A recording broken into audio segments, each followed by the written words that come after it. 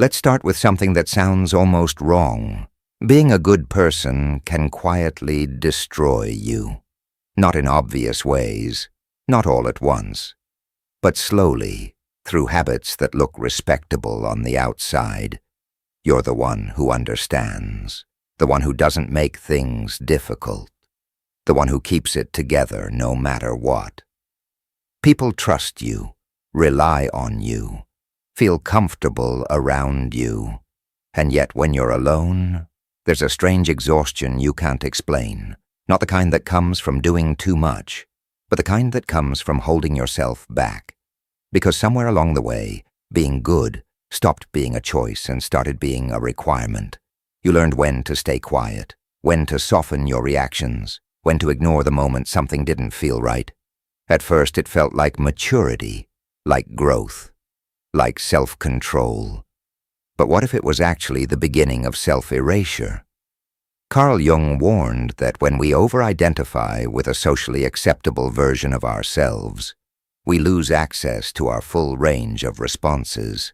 And when that happens, life starts feeling strangely distant, like you're present, but not fully participating.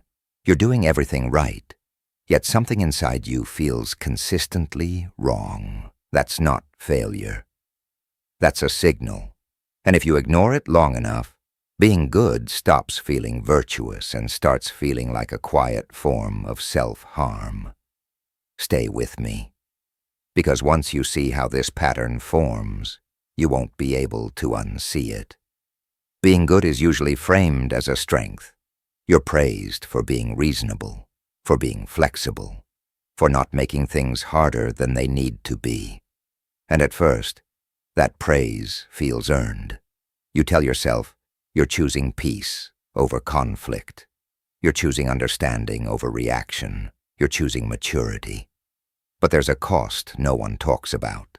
Every time you say yes when your internal answer is no, you send yourself a message. Not out loud, quietly. The message is, your response doesn't matter as much as keeping things smooth.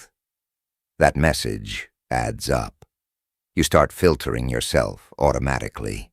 You pause before speaking, not to think, but to adjust. You soften your words before they've even fully formed. Over time, this stops feeling like choice and starts feeling like reflex.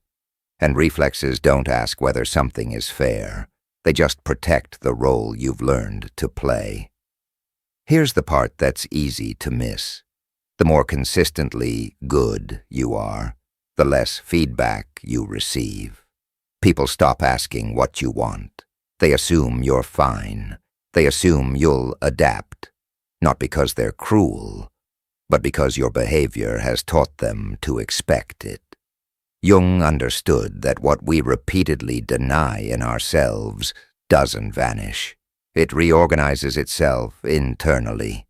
You might notice this as quiet irritation with no clear target, as a heaviness you can't explain, as a sense that your life is happening slightly off-center. You're still present, still functioning, but not fully engaged. Another cost of being good is visibility, or rather, the loss of it. When you're always agreeable, you're rarely seen clearly. You become easy to overlook because you don't create friction, and friction, uncomfortable as it is often what makes people real to one another. Without it, you're respected, but not fully known. And being unknown, even while surrounded by people, creates a particular kind of loneliness. Jung warned that this imbalance couldn't last. The unconscious is not just evil by nature, it is also the source of the highest good. When goodness is one-sided, when it excludes your limits, your reactions, your refusals, it stops being whole. And what isn't whole eventually pushes back. The hidden cost of being good is that you slowly lose contact with your own signals. You don't know what you want as clearly. You second-guess your reactions. You feel guilty for impulses that are simply human. And that's the moment being good stops being a virtue and starts becoming a form of harm. Not because kindness is wrong, but because kindness without self-respect is unsustainable. And Jung would say, anything unsustainable always demands to be confronted. Most people don't decide to wear a mask. They grow into it. It forms quietly, through repetition, through moments where you learn which parts of you are welcomed and which parts create tension. So you adjust, you emphasize what works, you downplay what doesn't, you refine yourself into something more acceptable. Carl Jung called this adaptation the persona, and he was clear about the danger of confusing it with who you actually are. The persona is that which in reality one is not, but which oneself as well as others think one is. At first, the mask feels useful. It helps you navigate expectations. It helps you stay connected. It helps you avoid unnecessary conflict. But usefulness slowly turns into dependence. Here's how you know the mask is no longer optional. Here's how you know the mask is no longer optional. You feel anxious when you consider reacting honestly. You rehearse your responses before you speak. You monitor your tone more than your truth. You're not lying, you're editing. And over time, the editing becomes constant. You start anticipating reactions before they happen. You shape yourself in advance to avoid discomfort, yours or anyone else's. Jung believed this was the beginning of inner division. Not dramatic, not obvious, just a subtle split between what you experience and what you're allowed to show. The problem isn't the mask itself. The problem is living inside it. When the persona takes over, your sense of identity becomes external. You know who you are based on how smoothly things go, based on how little tension you create. That's a fragile foundation, because now your worth depends on consistency, on never deviating from the role, and deviation starts to feel dangerous. Jung warned that over-identifying with the persona leads to inner imbalance. Identification with the persona means that one is no longer related to oneself. In everyday terms, you lose contact with your internal signals. You don't immediately notice discomfort. You override it. You rationalize it. Not because you're weak, but because the mask has become automatic. What makes this especially difficult is that the mask is rewarded. People like the version of you that's easy to be around. They rely on it. They expect it.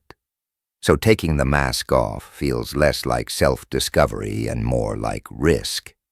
Who are you without being agreeable? Without being dependable at all costs? Without being the one who never complicates things? Those questions don't have quick answers, and that's exactly why the mask stays on. But Jung was clear about one thing. A mask worn too long doesn't just hide you from others. It hides you from yourself. And eventually something inside you starts pushing back. Not loudly, not all at once, but persistently. And that's where the real conflict begins. Here's the mistake most people make. They think ignoring something makes it smaller. They think staying calm neutralizes it. They think being reasonable dissolves tension. It doesn't. It relocates it. Every time you override a reaction to stay good, that reaction doesn't vanish. It gets stored, not as a clear thought, but as pressure. Carl Jung understood this dynamic clearly. Whatever is rejected from the self appears in the world as an event. In practical terms, what you refuse to acknowledge internally finds other ways to express itself. You might notice this as sudden irritability without a clear cause, as a heaviness that shows up even when things seem fine, as a vague sense that something is off, but hard to name. These aren't flaws, they're signals. What gets buried is usually reasonable, a boundary you didn't voice, a reaction you dismissed too quickly, a limit you told yourself you shouldn't need. Each one feels small in the moment, but together they accumulate, and accumulation creates tension. Jung captured this perfectly when he said, "The brighter the light, the darker the shadow." The more effort you put into appearing composed and agreeable, the more energy is required to keep the opposite out of awareness, and that energy has to come from somewhere. Over time, suppression changes how you relate to yourself. You start doubting your reactions. You question whether your discomfort is justified. You minimize your own experience before anyone else has a chance to. This isn't humility, it's conditioning. You're training yourself to distrust your internal signals, and once that happens, guidance disappears. Jung warned that unresolved inner material doesn't stay quiet. There is no coming to consciousness without pain. When something inside you isn't allowed expression, it doesn't fade. It waits for safer channels, often indirect ones. Withdrawal instead of honesty, numbness instead of clarity, distance instead of boundaries.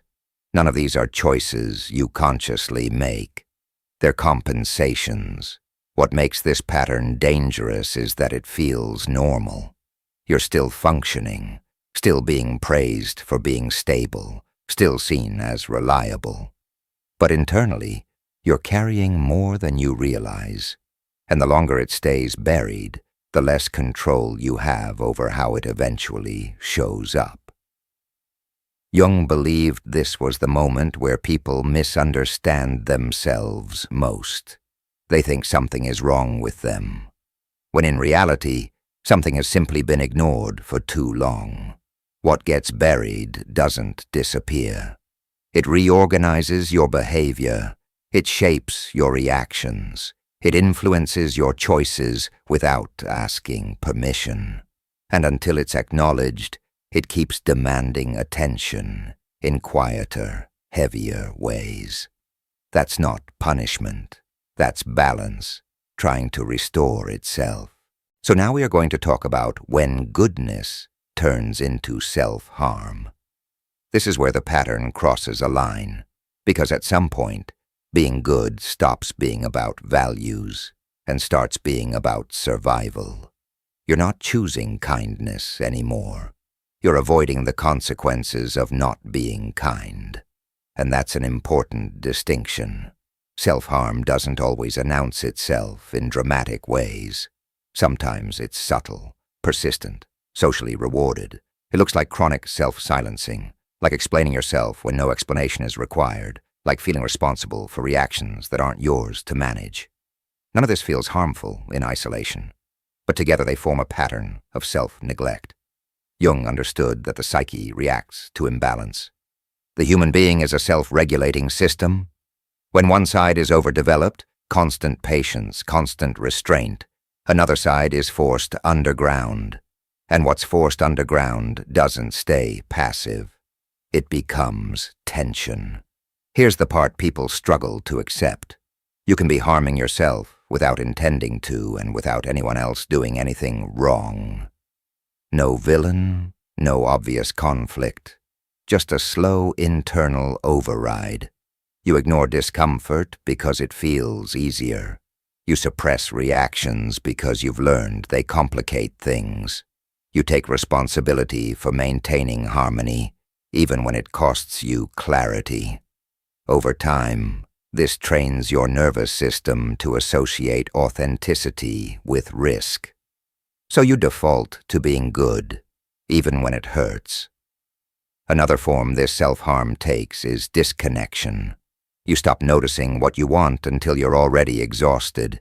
You lose precision in your preferences. You feel strangely empty even when things are fine. That emptiness isn't apathy. It's the absence of self-involvement. Jung warned about this exact state. Life calls not for perfection, but for completeness. Completeness includes limits, includes refusal, includes reactions that don't fit the image you've built. When those are excluded, life narrows. The most damaging part of this pattern is that it looks virtuous. You're praised for being calm, for being understanding, for being stable. So you push yourself further. You endure longer. You explain more. You tolerate what should have been questioned, until one day, being good feels less like a strength and more like a burden you can't set down. Jung believed this stage was a warning, not a failure, a signal that something essential has been sacrificed for adaptation. Not because you were wrong to adapt, but because adaptation became your entire identity. And when that happens, the self doesn't disappear. It protests, quietly at first, relentlessly over time. Being good at the cost of yourself isn't kindness. It's compliance turned inward, and sooner or later that kind of compliance demands correction. There's a moment when the system can't compensate anymore.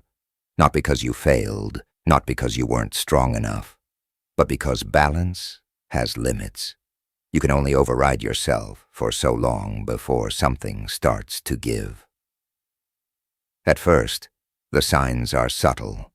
A constant tiredness that rest doesn't fix. A loss of motivation that doesn't make sense. A feeling of distance from your own reactions.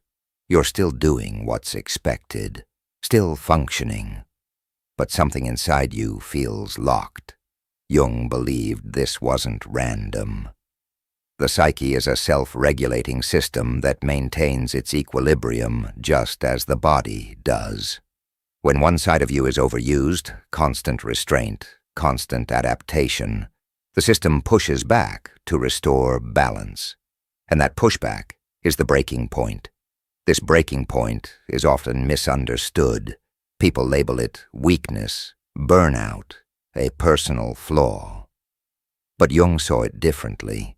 He believed breakdowns were often attempts at reorganization, not destruction, but correction, a signal that the structure you've been living inside no longer fits who you are becoming. What makes this moment so disorienting is that nothing external may have changed. Your life can look stable, your relationships intact, your responsibilities the same. Yet internally, something has stalled.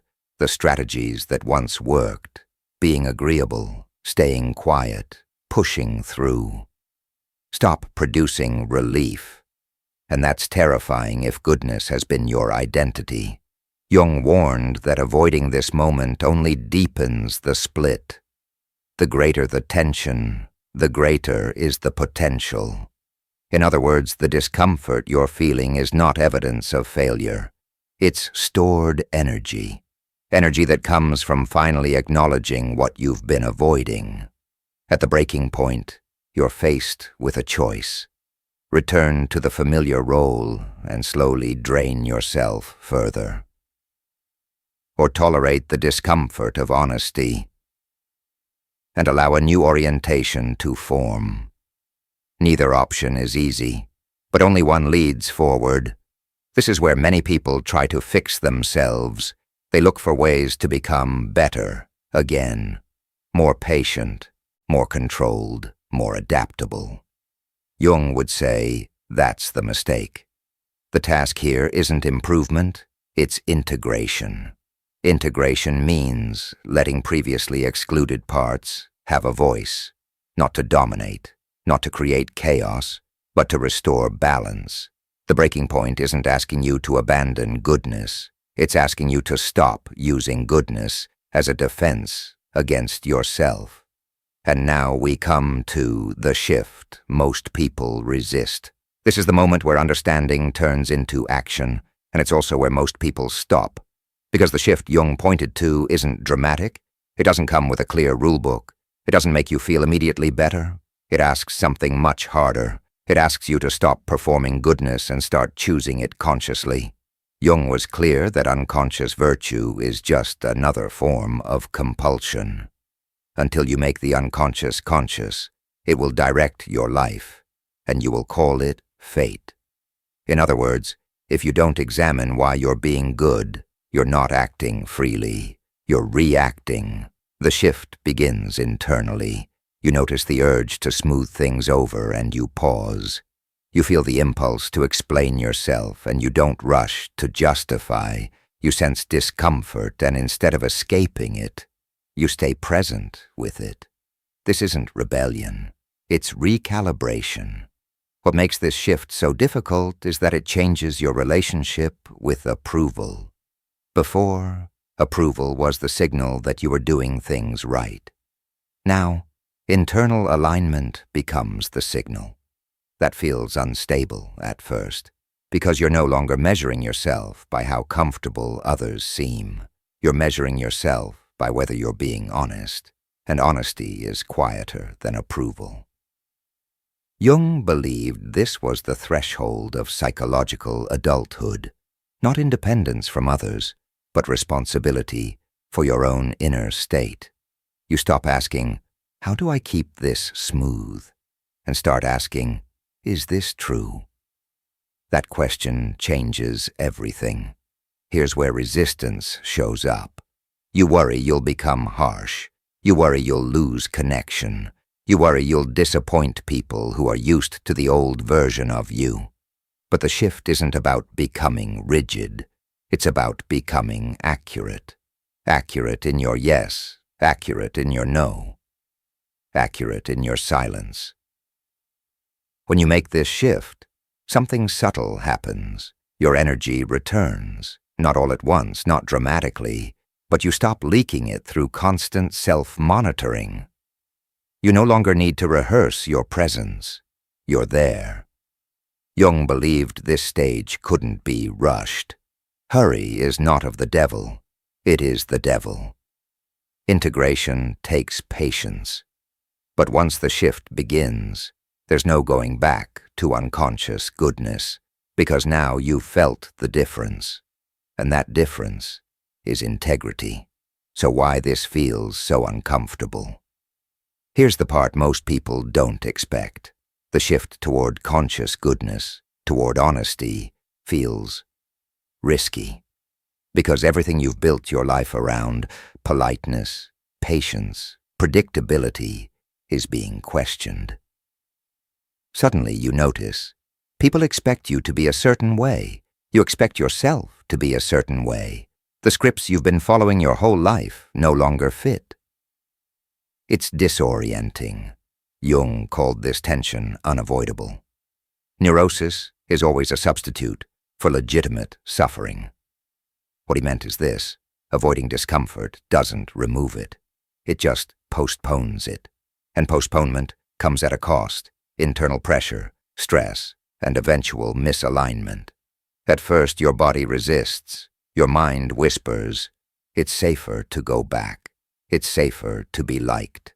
It's safer to keep the mask on." And part of you wants to obey. That's normal. That's the human part of you recognizing risk. But the other part, the part you've been ignoring, keeps nudging. This isn't sustainable. Something has to change. The push and pull feels uncomfortable because it's real. For the first time in a long time, you're negotiating with yourself, not with external expectations. This discomfort is also social. When you stop overperforming goodness, reactions from others may shift. They may notice your honesty. They may challenge your boundaries. They may resist the version of you that's no longer predictable. And that triggers fear. Fear of rejection. Fear of conflict. Fear of losing stability. Jung understood that fear isn't a signal to retreat. It's a signal that growth is happening. Life does not reveal itself to the mind without resistance.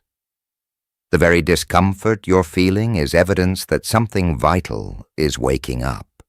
The nervous system reacts to honesty before the mind catches up.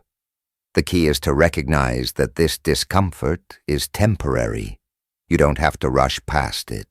You don't have to push through like it's pain to ignore. You just need to notice it, name it, and allow it to exist. If this hit home, hit like, drop a comment, and subscribe for more insights that actually make you think.